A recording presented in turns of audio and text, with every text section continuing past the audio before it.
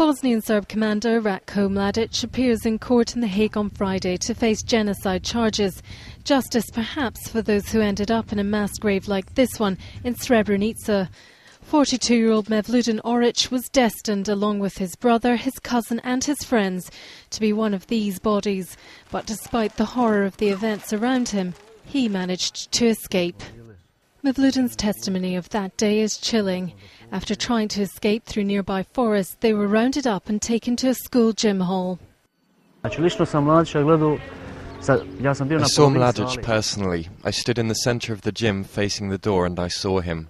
I saw him when he arrived, when he mingled with the soldiers, spoke with them. The trucks arrived about 5 or 10 minutes after he had left.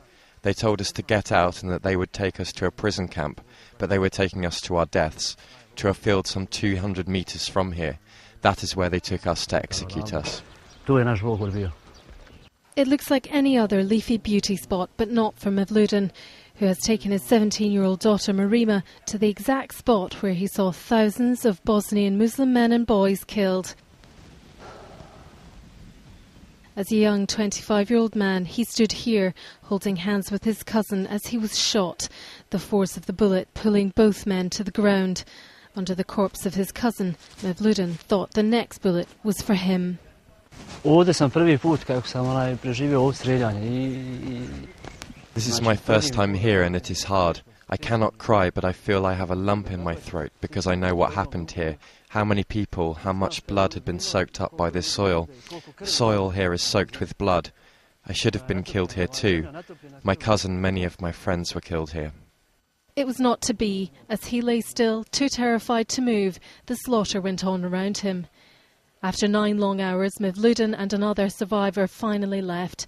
It took them 4 days walking through forest and a minefield to reach safety. I cannot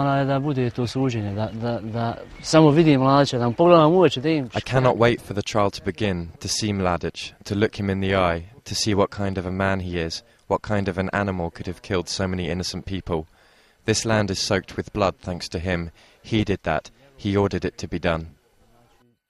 Although the body of Mevludin's cousin has not been found, he goes to the cemetery and memorial in Srebrenica to pray at the grave of his brother for all of his loved ones that he has lost. Mladic's years on the run evading justice aggravated the pain of survivors like Mevludin. For them, his appearance in court has come not a moment too soon. Ilse Temple, The Associated Press.